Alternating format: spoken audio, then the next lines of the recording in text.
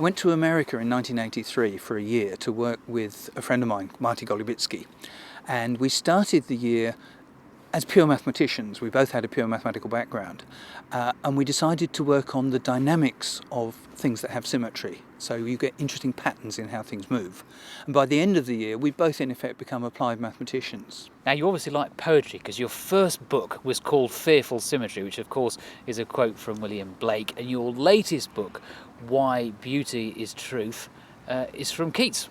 That's right, it's his poem Ode to a Grecian Urn. It's a history of symmetry, in fact that's the subtitle, and it goes from ancient Babylon, so we're talking 2,500 years ago, right through to the present day, following the mathematical thread, the first half of which is people trying to work out what symmetry actually is in a mathematical sense, and then the second half is making use of it to do fundamental physics, to look at relativity, quantum mechanics, and the theory of everything, which we all hope will somehow combine the two, wrap the whole universe up in one nice, tidy mathematical package.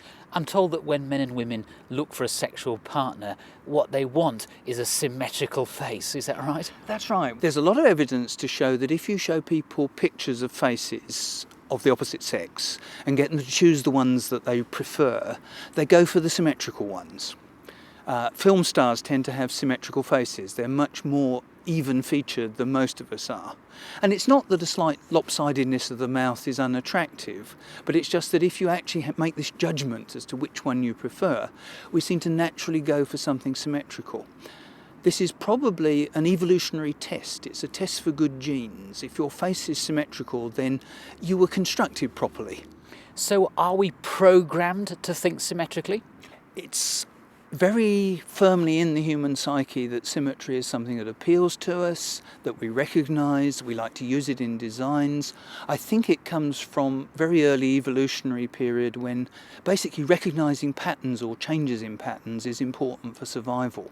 If you're out on the savannah and suddenly a patch of what should be a sort of yellowish, greenish grass turns into an orangey coloured patch, that might mean there's a lion there. So we notice these changes in the symmetry of what we're looking at.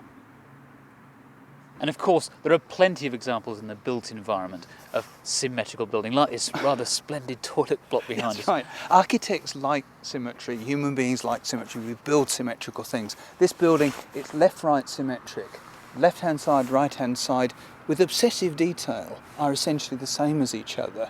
You've got these round decorations along the top. They're circular, that's a symmetric shape, and they're evenly spaced. The columns are circular in cross-section, they're also evenly spaced. It's all built around symmetries. And in their buildings, like the Parthenon, for example, the ancient Greeks were obsessive about symmetry, weren't they? They had this enormous interest in geometry. Euclid's geometry text set the standard for almost 2,000 years. And as well as establishing what was true in geometry, Euclid also insisted that we prove it. Every statement, however obvious, has to be proved. And there's this obsession with detail that the Greeks have. I think it comes from their interest in philosophy. You say human beings like symmetry, but so does Mother Nature. Yeah, the natural world is full of symmetries, which is why it's important in science, and that's why it's important in mathematics. So even as we're walking, there are symmetries going on. My feet are going left, right, left, right, left, right. It's just repeating the same thing over and over again. And that's one kind of symmetry. It's just a periodic cycle that repeats and repeats. And what are you working on next? I'm working on the balance system in the ear. This is a biological problem, it's a physiological problem. In our ears are 3 semicircular canals in each ear, and they detect the way the head is moving. And then, as well as that, there are other nerve cells that control the muscles in the neck that move the head, and there's a feedback loop between the head movements and what the semicircular canals are detecting. And what a couple of physiologists realised is that the network that does all this, the network of neurons that processes these signals, has the same symmetries as a cube. And we're using that to work out how the whole thing works and what kind of movements of the head are natural. We've pretty much finished the first paper we were writing on it, and it's been submitted to the journal. We're waiting for the referees' reports to see, whether they'll publish it or not, whether this is too radical or whether they think the whole idea is crazy. But then we want to take it further. We want to understand other systems of the same kind in the brain, perceptual systems that affect the way we move. Well, we wish you all the best with that, and we look forward to hearing about the findings on Warwick iCast.